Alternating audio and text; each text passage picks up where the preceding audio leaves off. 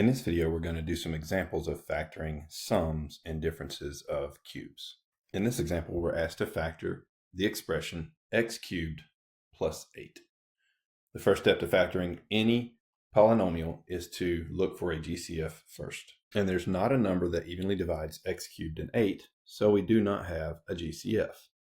The next step is to count the number of terms. This is a two-term expression or a binomial. Well, if I'm going to factor a two-term expression, that expression has to be either a difference of perfect squares, a difference of perfect cubes, or a sum of perfect cubes. Which one is this? This is a sum of perfect cubes because x to the third is a perfect cube, 8 is a perfect cube, and we're adding those two terms together. So this is a sum of two perfect cubes. A sum of two perfect cubes factors into a binomial times a trinomial. So we go ahead and make room for a binomial factor and a trinomial factor in our factorization. The first term in the binomial factor is the cube root of x cubed, which is x. The cube root of 8 will be the second term in the binomial factor. To get the first term in the trinomial factor, we square the first term in the binomial factor. X squared is x squared.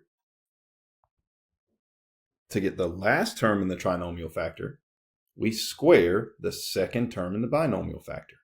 2 squared is 4.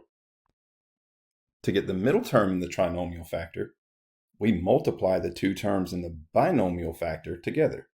X times 2 is 2x. Notice that I have not entered my signs between each of my terms yet. We're going to clean that up with soap. My first sign, the sign in the binomial factor, has to be the same as the one I started with. The next sign, which is the first sign in the trinomial factor, has to be the opposite of the one I just entered. And the last sign in the factorization, the sign between the second and third terms in the trinomial factor, is always positive. Now that we factored this as a sum of perfect cubes, we have to check each one of the new factors to make sure we can't continue factoring this expression. So the first factor is the factor x plus 2. That factor is prime. And a dead giveaway to that is the fact that the exponent on the variable is a 1. That exponent of 1 tells me that factor is prime and is therefore no longer factorable. Now let's look at our second factor over here, x squared minus 2x plus 4. When I look at this expression, this is a trinomial with a leading coefficient of 1. So initially I'm thinking, well, maybe I can continue factoring this factor. Another indicator that says, hey, maybe you should try to keep factoring is the fact that this is an x squared factor. Anytime I see an x squared in one of my factors, that's another kind of a tip off to say, hey, maybe you need to keep factoring. But here's the thing.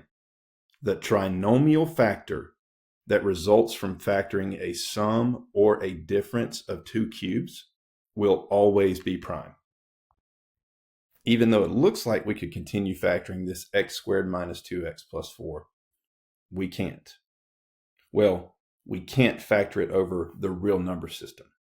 We can factor it over the complex number system, but that's not something we're covering in this course. We'll cover that later. So the trinomial factor that results from factoring a sum or a difference of two cubes won't be able to be factored any further. And if that's the case, then that means that this is the factorization of x cubed plus 8.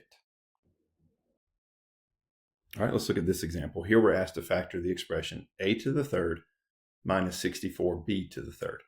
The first step to factoring any polynomial is to look for a GCF. There's not a GCF or a number that will evenly divide a to the third and 64b to the third. So we do not have a GCF. Our next step is to count the number of terms. We have a two-term expression. If we want to factor a two-term expression, that expression has to be a difference of squares, a difference of cubes, or a sum of cubes. Well, this is definitely a difference.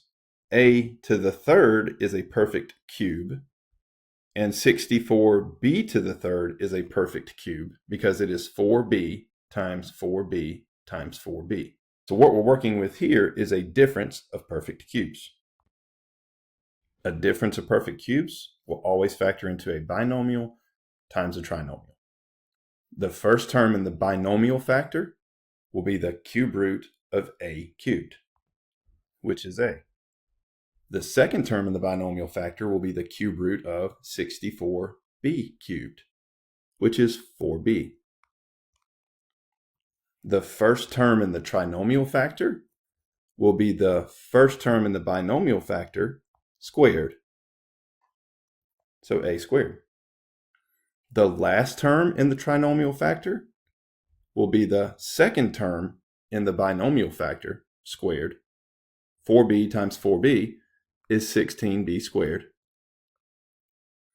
And then the middle term of the trinomial factor will be a times 4b, which is 4ab. The only thing left is to get the signs. The first sign will be the same as the one I started with. The second sign will be opposite of that one. And the last one is always positive. Now let's check our factors. The first factor is a minus 4b. The exponent on a is 1. The exponent on b is 1. That factor is prime, so we can't continue factoring. Now let's look at the a squared plus 4ab plus 16b squared. Remember, this is the trinomial factor that resulted from factoring a difference of two cubes. That factor will always be prime. So this is the final factorization of a to the third minus 64b to the third.